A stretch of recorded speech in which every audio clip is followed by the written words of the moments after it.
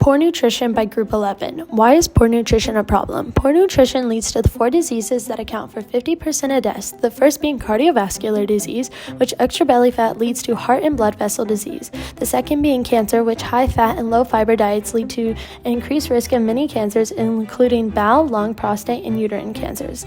The third being diabetes, which extra belly fat leads to insulin resistance, which then leads to type 2 diabetes. And the fourth disease being respiratory diseases, which malnutrition adversely affects lung function, including decreased ventilatory drive, decreased respiratory muscle function, alterations of lung parenchyma, and depressed lung defense mechanisms. For nutrition in the U.S., nearly $173 billion a year is spent on healthcare for obesity. In the United States, 20% of young people aged 2 to 19 and 42% of adults have obesity, which can put them at risk of heart disease, type 2 diabetes, and some cancers.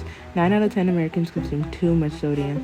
2 of the leading causes of heart disease are high blood pressure and high blood cholesterol. Consuming too much sodium can increase blood pressure and the risk of heart disease and stroke. Over 70% of the sodium that Americans eat comes from packaged, processed, store-bought, and restaurant foods. People who are overweight or have obesity are at increased risk of type 2 diabetes compared to those that are healthy because over time their bodies become less able to use the insulin they make.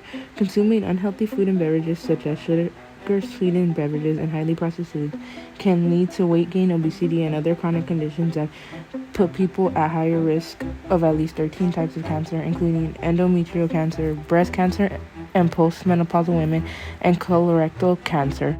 Epidemiology. What does it affect? Poor nutrition affects children and adults because we cannot live a healthy, long life if we are just eating junk food and sugary drinks such as soda, fried foods, etc.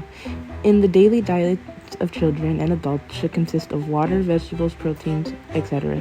It also affects those who are not able to feed themselves or their family. What are the rates in different populations? We can see from this map that the rates of poor nutrition are higher around the Middle East. What risk factors are associated with poor nutrition? Some risk factors are undernourishment, not eating enough, and diabetes, eating lots of sugar. When we look at what is being done to solve this problem, we can see that policies and organizations are being created in order to reduce poor nutrition. We can see fiscal policies, which are when taxes and subsidies are included when purchasing foods of poor nutrition as an effort to reduce their sales and consumption. We can also see the Consumer Protection Act, which is the restriction to advertise highly saturated foods to children that contribute to an unhealthy diet and overconsumption. There's an effort in providing healthier meals in schools and jobs. Organizations are also trying to decrease health disparities in racialized communities. Targets are also being set to address and reduce all forms of poor nutrition. Poor nutrition leads to other diseases, for example, type 2 diabetes. There are different forms of screenings that are provided. The first is selective screening, which is typically a glycated hemoglobin test pictured below, which is a blood test that indicates your average blood sugar level for the past 2 or 3 months. Another is mass screening, and these can be questions regarding prediabetes, your age, family history with this disease, and your physical activity. Looking at the data provided in Healthy People 2020, we notice that obesity amongst adults is rising instead of lowering, and it has not reached its target as of now.